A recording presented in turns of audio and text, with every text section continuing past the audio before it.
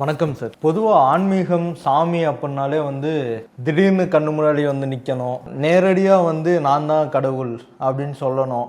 இப்போ கருப்பு படத்தில் கூட சாமியே நேராக வாதாடும் கிளைண்ட்டுக்கு.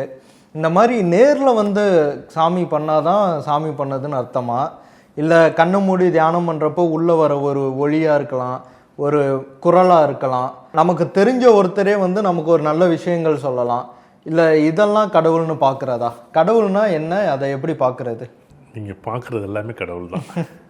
இதுதான் அதுதான் அடிக்கடி ஒரு விஷயம் சொல்கிற மாரி, படைக்கப்பட்ட பொருள் ஒன்று இருந்தால் படைக்கப்பட்டவன் இருப்பான் அப்படிங்கிற மாரி, நீங்கள் ஒவ்வொருத்தருடைய நிகழ்வுகள் எல்லாமே பார்வைகள் வித்தியாசமாக இருக்கும். இது இதில் தான் பார்க்கணும், இப்படி தான் பார்க்கணும், அப்படி தான் பார்க்கணும்.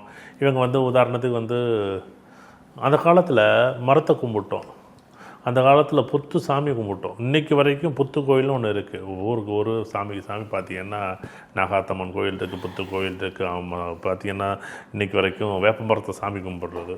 நம்மளுடைய பண்டைய காலத்தில் கோவில் காலை வழிபாட்டுக்கு முன்னாடி பார்த்திங்கன்னா பஞ்சபூதங்களாக இருக்கலாம், இயற்கையை தான் வழிபட்டு பண்ணோம். மலை வழிபட்டோம், நீரை வழிபட்டோம், காற்றை வழிபட்டோம், ஆகாயத்தை வழிபட்டோம், நெருப்பை வழிபட்டோம்.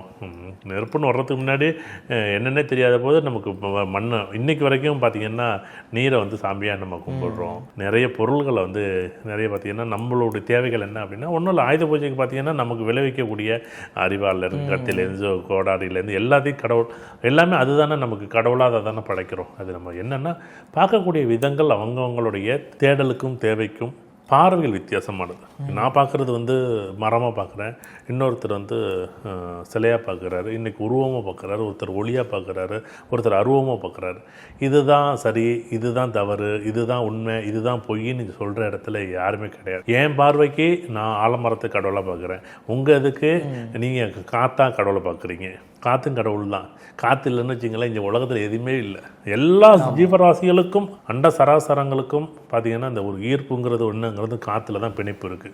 இந்த பிணைப்பு இல்லைன்னு வச்சிங்களேன், இது கடவுள் தூணிலும் இருப்பான், துரும்பிலும் இருப்பான், பார்க்குற இடமெல்லாம் இருப்பான். வெளிச்சமும் கடவுள் தான், இருட்டும் கடவுள் தான். பகலில் வெளிச்சமாக இருக்குது அது கடவுள், இருட்டாக இருக்குது அது கடவுள் இல்லை. உண்மையிலே பண்டைய காலத்தில் இருட்டை பார்த்து வாழ்ந்த காலமும் இருக்குது.